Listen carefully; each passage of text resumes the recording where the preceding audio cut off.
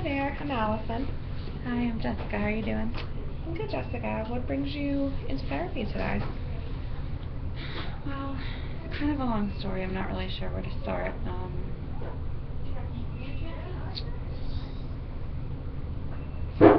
Well, I've had a boyfriend for a really long time, and it was kind of silly to say boyfriend at my age. I mean, I'm 44. Most of my friends are married with kids, and I should say most people my age are married with kids. My friends are pretty hip. But anyways, so like a while back, my boyfriend, he had gone away on a business trip, and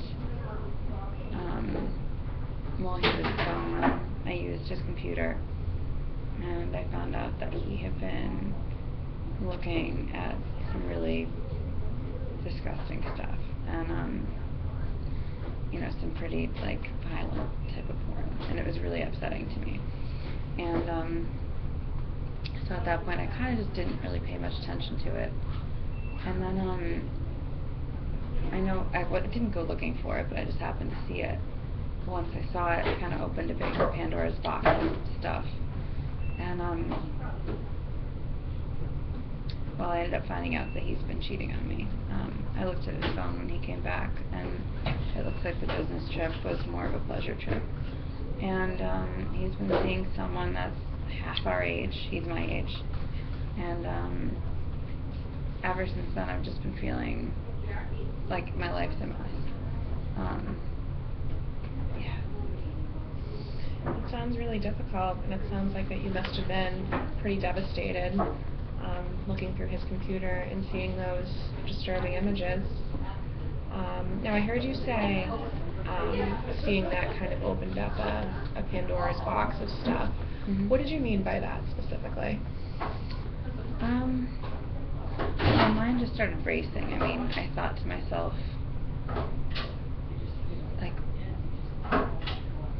am I not enough? I mean, I know people look at porn, that's not my problem, but some of it was pretty gross. So it just made me think, is he really a violent person? Does he have violent tendencies? When we talked about it, he would mention he'd look at porn once in a while, but the way he made it sound was like it wasn't really any big deal. So to see, it seemed like a lot, so it made me think, well, maybe he's not being honest with me about other things, which is what led me to end up looking at his phone and finding out that he's been cheating. And so it kind of made me, when I saw all that porn, I just started thinking, do I know the person that I'm with, and do we know each other, and what kind of person am I for not realizing it sooner, or for not figuring it out? Tell me a little bit more about that. When you asked what kind of person am I, meaning, and what I mean by that is, so you're feeling as though there's a part of you that might not be, worthy, or you're feeling insecure. Are you feeling insecure in the relationship? I never really did, but now, I mean, I guess I feel stupid, mostly.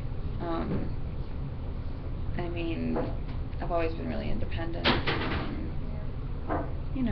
I'm what they call a serial monogamist. I've always had boyfriends for a time, and then it, fizzles out, and I had higher hopes for Jake and I, and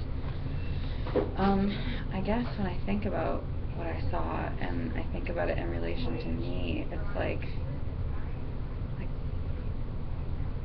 how stupid am I? How could I not have, I mean, it's not like I have to be psychic, how could I have known what he was doing, but to me, when I see that stuff, it's like, that's not Jake. That's not the person that I go to sleep with.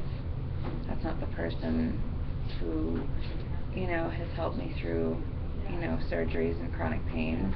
That's not the person who's, been there when my mom was sick. I mean, that to me is like, and then it makes me question myself, like, maybe I'm not who I think I am, Maybe I'm not as smart as I think I am, or as perceptive. Okay. Can we go back to a time in which you felt that, you were smart and driven, and you felt like you were in a really good place in your life? Can you go remember a time like that? Oh, pretty much my whole life. I mean, I've always been a pretty confident woman. I mean, we all have moments from time to time, we all have those days where we're like feeling a little crappy, but mostly I feel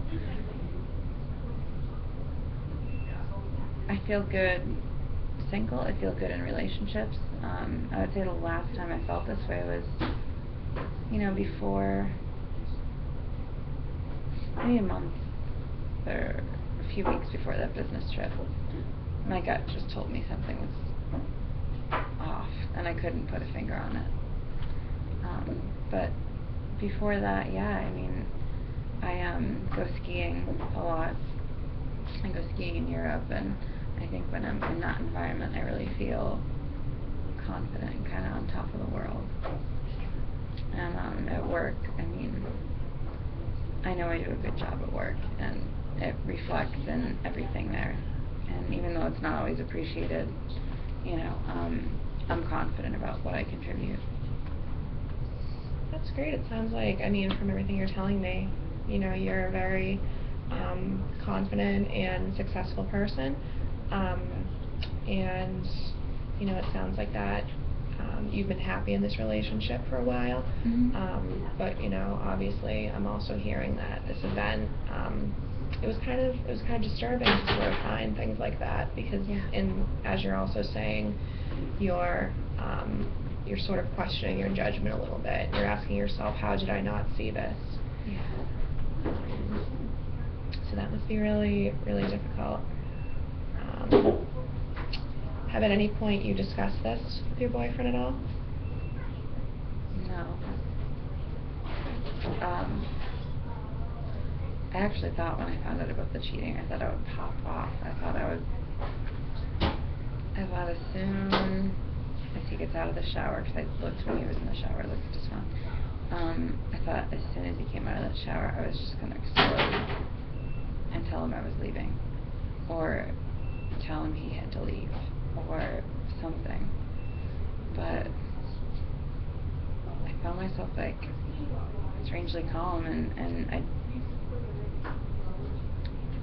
I guess I feel so stunned by it all that I don't really feel like I could say anything, or what would I say, Absolutely. It sounds like, as you just said, you were in such a state of shock and kind of dismay that you were unable to react how you think that you would react in that situation. Now, can we imagine, let's imagine a situation in which you did react in sort of like that realistic way that you're speaking of. Let's imagine that you did, either confront him about it, or, you just reacted right away, right after you discovered it. What do you think his reaction would be to that? Oh, God. Wow, that's a lot to think about.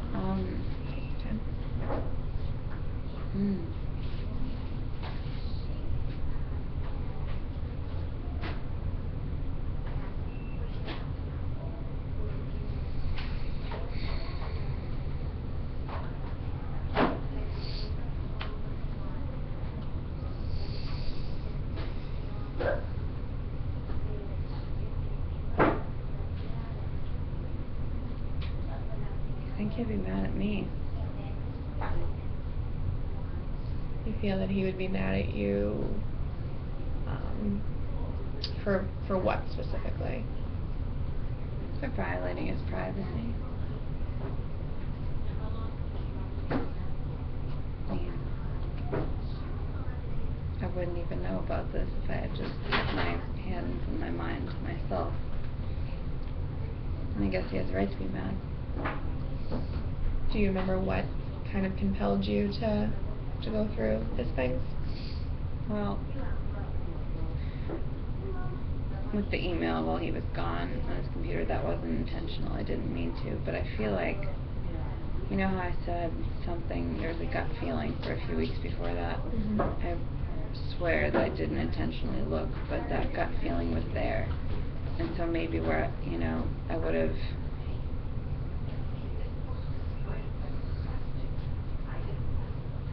not had a temptation, or not had a,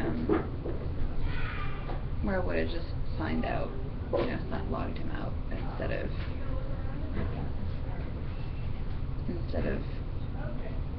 looking at the screen. So it's kind of that gut feeling, I guess. And then the second time, at that point, I had some kind of, like, almost like a compulsion.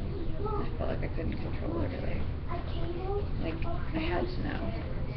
I had to know there was more than that. Sounds like, yeah, no, it sounds like, and oftentimes, you know, we do, as humans, act on our gut feeling, and then sometimes we come across things that we don't want to. But I guess I want to ask, are you happy, or not so much happy, but do you feel a little bit more satisfied that you know now, or would you have preferred to go longer without knowing? You're asking some big questions here.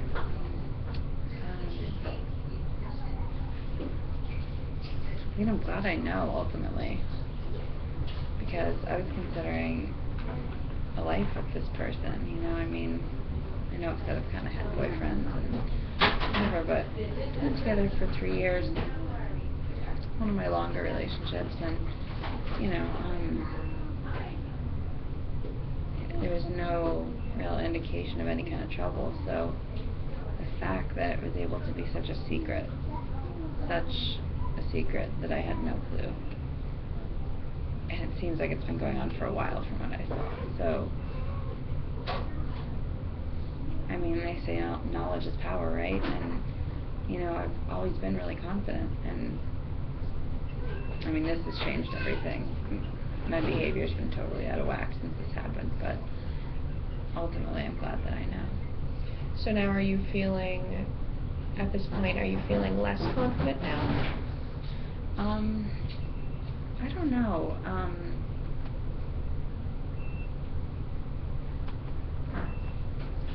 I mean, yeah, but it's more than that. It's like not, I feel more empty than anything, and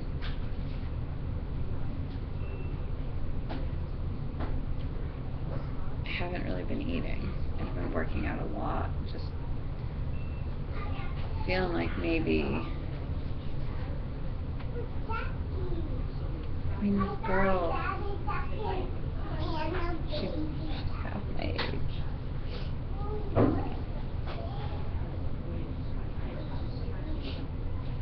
Maybe if I were younger, maybe. I mean, I can't be younger, but I can be thinner, I can be prettier.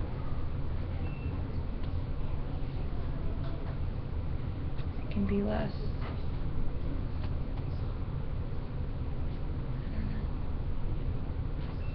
I don't really know how I feel.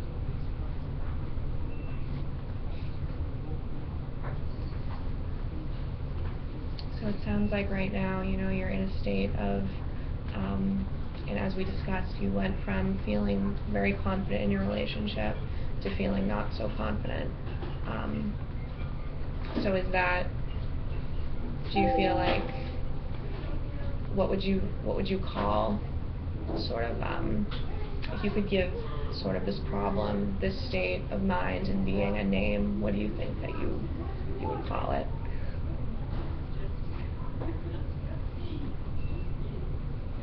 The first word that comes to mind is upheaval.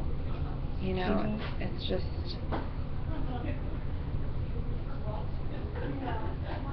it's just really, everything has been turned upside down. Tell me a little more about that. Well, I mean, we have 2 vacations planned, and the thought of spending time alone with him, any extended time alone with him, is agonizing. I don't even want to go home at night because he's there, and I'm afraid that that'll blow up. Even though I said I do feel kind of empty. I'm afraid that I'll be full all of a sudden and have to say something.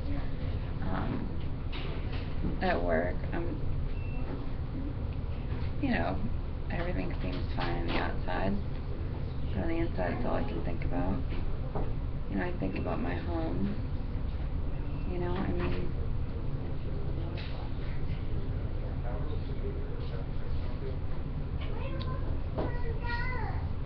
If I leave this relationship, for the longest time, up until like maybe 6 months ago, I had my own house, and then it was a small, just a little cottage beach house thing, and I decided to sell it so we could have more money to travel, and I moved in with him, and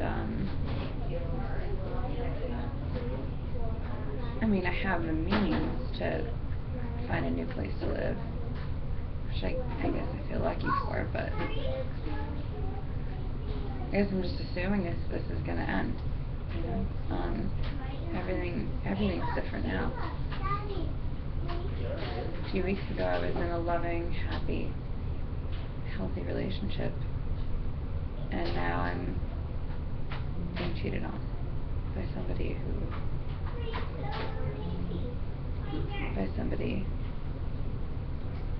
isn't who I thought they were in so many ways. That's a pretty devastating feeling. Yeah, it is. And if you could imagine yourself right now, let's maybe try to go back to a time where you were genuinely happy, and this could be, with your boyfriend. But let's try to maybe imagine a realistic situation in the future, where you're still happy with or without your boyfriend. What would you call that? Like, what would that situation look like? What do you mean? Like, explain it. So I sort of mean, like, because you touched upon some things about your life that you felt pretty good about, and this includes your boyfriend, but it also includes, you felt like you were successful, you had a nice house, things of that nature. So what would you call that? What would that sort of word? What would you really call that situation, if you could give it a name, where you felt genuine happiness?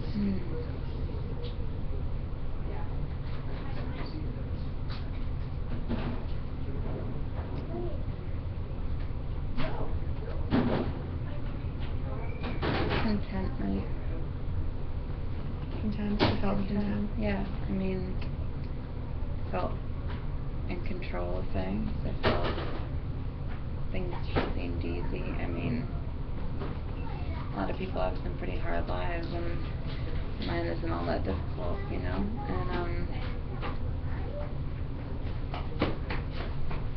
I just felt content. I felt happy with the way things were, and I didn't want any change. I'm not really that good with change, turns out.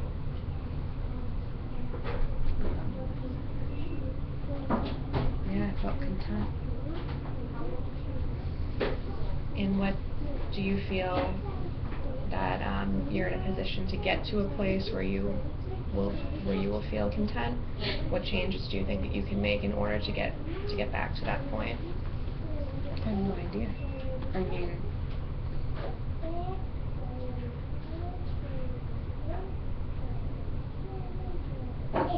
The Humpty Dumpty story. Mm-hmm. All the king's horses and all the king's men. Mm-hmm. It's this relationship is Humpty Dumpty. I mean, there's nothing, I mean, I love him, I still love him, but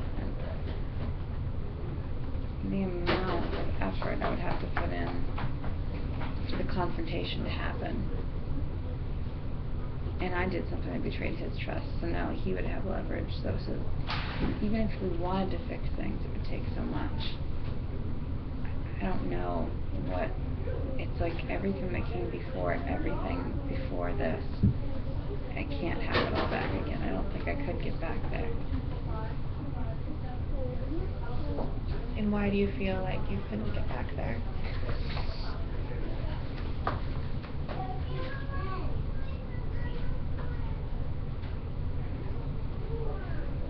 I mean, I guess I could, like, with work, you know, and my friends, but I don't want anyone to pity me, you know, and I can't see this relationship getting back there. It's not that I want to end it. I'm not sure what I want to do, but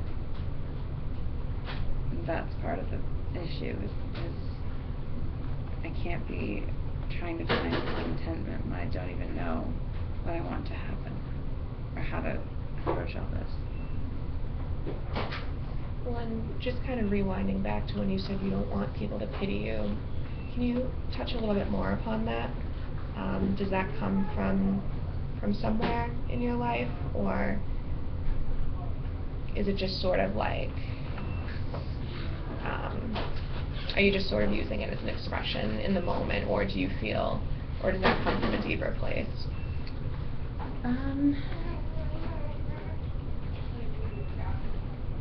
It's a really good question.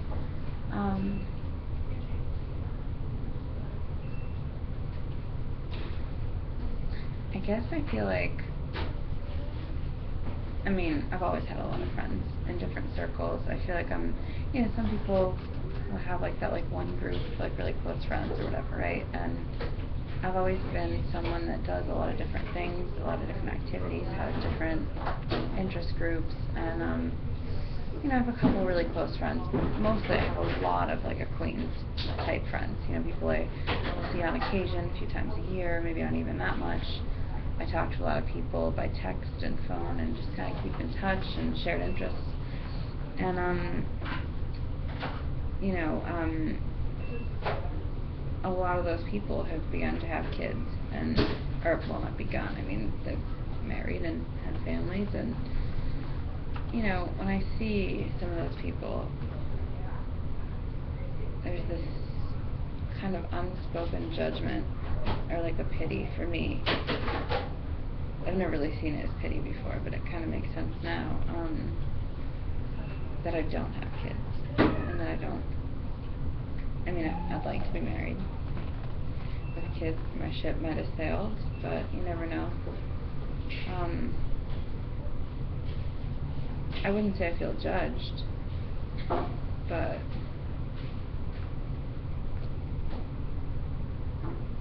you know, to have family and some of those friends point out, you know, when are you going to settle down?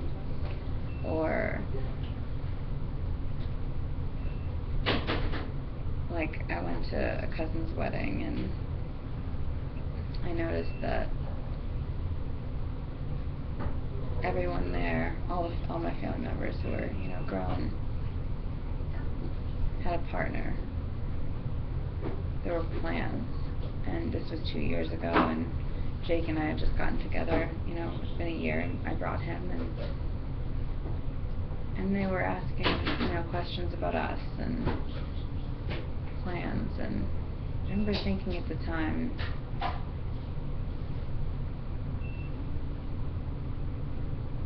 that I would like that, and almost feeling a little ashamed that I didn't already have it.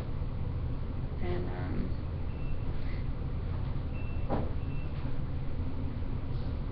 I think if they pitied me then, or if they felt some kind of, that I was inadequate in some way, or missing something in my life. And now, after I end this 3-year relationship, because my philandering boyfriend has been cheating on me for a long time and looks at violent porn. I mean, I suppose I don't have to tell everybody all the details, but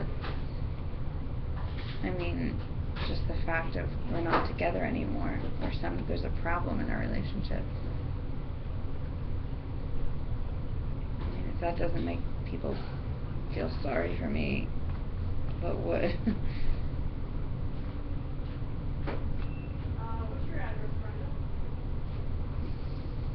Now, when you're saying if that doesn't make people feel sorry for me, is that something that you would say? So that's something that you would say bothers you.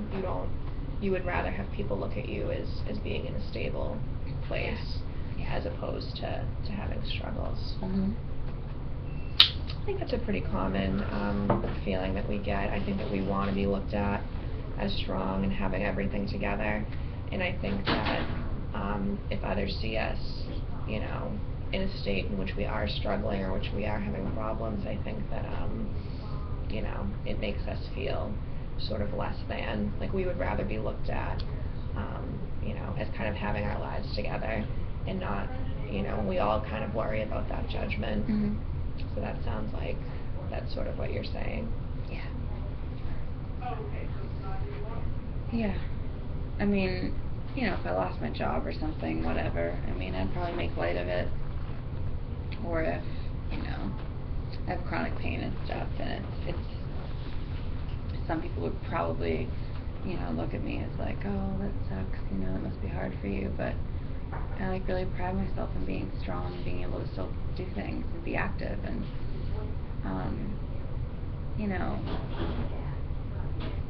nobody pities me for that. I like being a role model, and I like being somebody who can overcome adversity.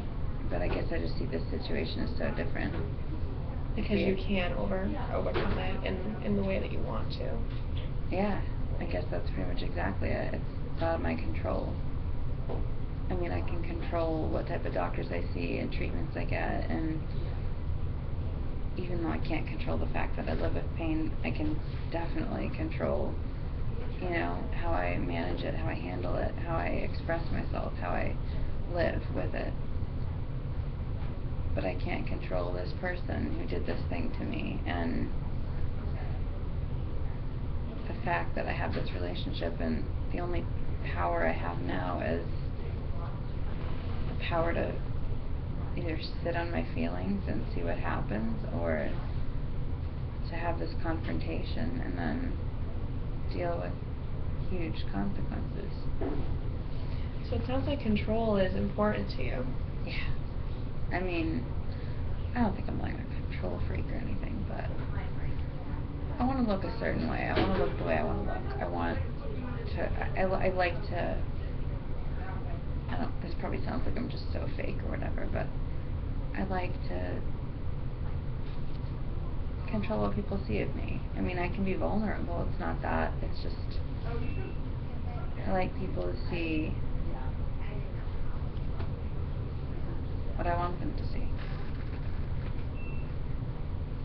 Can you remember a time in which you were in complete control and you felt as though, you were meeting these standards of yourself that also other people wanted for you? So pretty much what I mean by that is, can you go back to a time, even before your relationship, in which you felt like you were in complete control and you felt that other people were looking at you in the way that you wanted them to? Yeah, I mean, you mean like overall, or like in one aspect of my life? Because, I mean, Say in one aspect of your life. Well, I mean, it's pretty much that way all the time. It's really just the relationship thing that's been a consistent source of, like, I just have never let it get to me that much, you know what I mean? But it's been like a consistent thing where, like, everyone always loves that, like, I'm the fun single one, fun woman who's not married and, like, doesn't have kids, and, but other than that one aspect of my life, like, I'm pretty much always have my stuff like on lockdown. Like I'm in a good place with other things. So I can't remember really ever. I mean, maybe the last time I felt like I was in control of how I'm portrayed in regards to like marriage and family or relationships would be like mid-20s. 20 years ago, you know? I mean, all my friends at that point were maybe starting to pair off, some of them, but even well into my like early mid-30s, I still had a lot of friends who were single and hadn't had kids yet or hadn't settled down, you know? And so it wasn't so much of a strange thing that I hadn't. So I felt like normal. I felt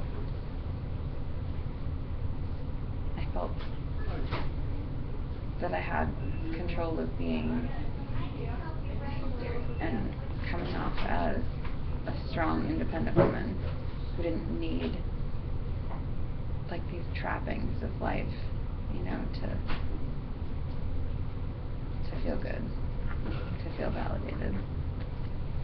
Validated is a big word. Yeah. So, do you, in this state right now, in the present, do you feel invalid, or do you feel, would that be a word to describe sort of what your state is right now, or could you think of a word that would describe your state right now? I had a few choice words. I don't know how you feel about swearing, but What happens? Fucked is pretty much the word I've used. Screwed. That's how I feel.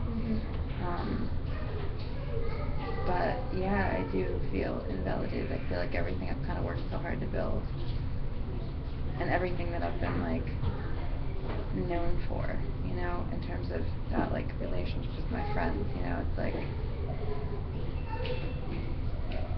there was that like pity that I'm still single and whatever, but I've managed that by making sure I'm happy in every aspect of my life and, you know, having good relationships when I have them.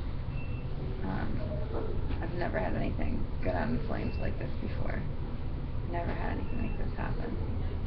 So I feel like all those people who, I mean, they are my friends. It's not like they've ever directly like been condescending, but all those people who wanted me to settle down or asked me questions about it or seemed to pity that I hadn't. It's like that's validated now. Like, oh well, there's something wrong with you, or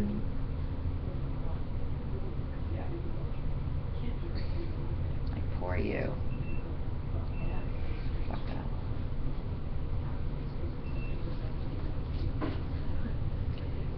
But what I'm hearing from you is, you know, I feel as though you've established to me control means a lot to you. It does. But I'm also hearing, based on some of the things that you told me about the past, is that, you know, you've worked really hard to sort of like maintain your happiness throughout it all. You know, you seem like you've been very invested in keeping a good relationship with your friends. You know, and you know, it seems like you've engaged in a lot of like in a very healthy lifestyle. You know, you mentioned liking to go skiing. So what I'm hearing is, you know, despite sort of having these moments in which you feel like you need to please others, you've still been consciously, you know, aware of what it means to be happy, and you've taken the appropriate steps to maintain that happiness. Yeah. So that, I think, you know, is something that's really, really powerful. I mean, that just shows that you are deeply invested in kind of making sure that you're happy despite this adversity that you're facing right now. Yeah, I mean, that's pretty true. So now going forward, so what do you think, and I know that we've brought up the word control a lot, you know, that's sort of been a very defining term so far in this session. What do you think that your next step is after this session?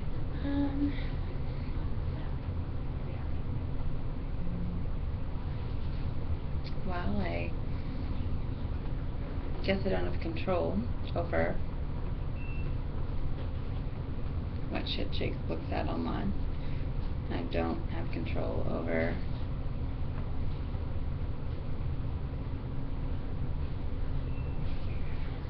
what 22-year-old bimbo he's running around with. I don't have control over his reaction. I mean, what you just said, all of what you just said sounded really positive, but like right now I feel more focused on what I don't have control over. I'm like struggling to find something that I do. I know eventually I'd be happy again. Maybe. I mean, I've always bounced back quickly, but I've also never had anything like this happen to me before, so I don't know, you know what I mean? I don't know how to have control over this. I don't know where I can find any kind of control in the situation or any kind of power over the outcomes and the perceptions. I feel lost. Kind of stranded. That's understandable in the situation that you're in.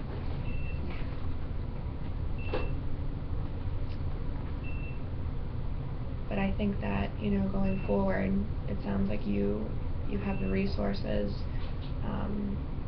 and the willpower to sort of get yourself through that by, you know, engaging in things that make you happy, and by, you know, forming other relationships or maintaining current relationships.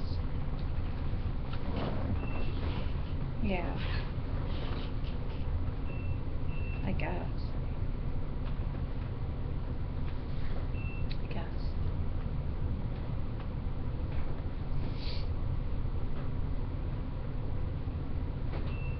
Is there anything else you feel like you'd like to tell me about the situation? I don't know. I mean, I don't know what else there is to say. I mean,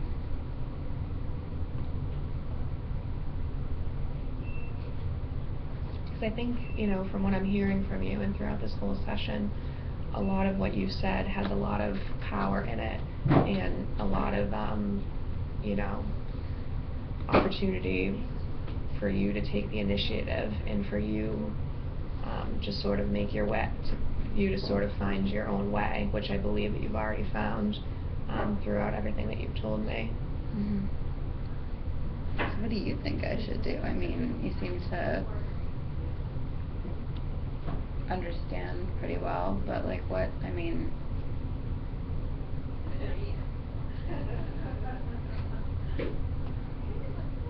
so what I'm thinking is that for our next session, I want you to come back with a sheet of paper that sort of lists what changes took place between now and that session.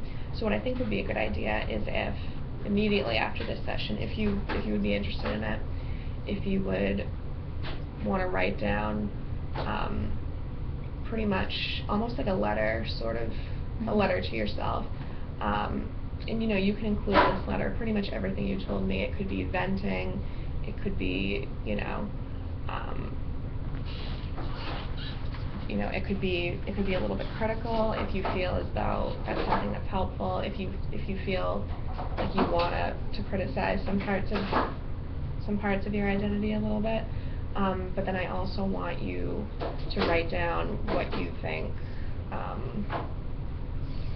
what you think would, it would sort of be like a letter to your former self, and then a letter to your future self. And I want you to sort of be able to define what that future self might look like. So you mean, so basically what you're saying is like, write a letter to my former self, kind of, like what's the point of like? just like sort of write a letter to yourself with any kind of you know, reservations you have about any of the choices that you've made, which is something that okay, I get something it. that yeah, something that you've definitely touched upon in our session, you know, in which you mentioned feeling kind of how did I not see this? How did I get myself into this relationship and not know that this person had sort of these strange tendencies?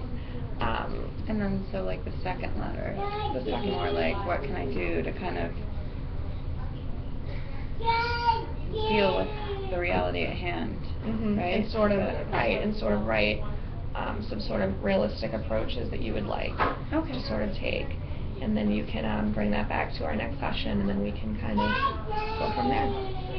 Okay. Yeah, I think I like that. I feel like shit right now, but I feel like I'll, you know, I like the idea, especially of writing the first letter. I think that will really help me. Okay. Thank you. You're very welcome. Thank you.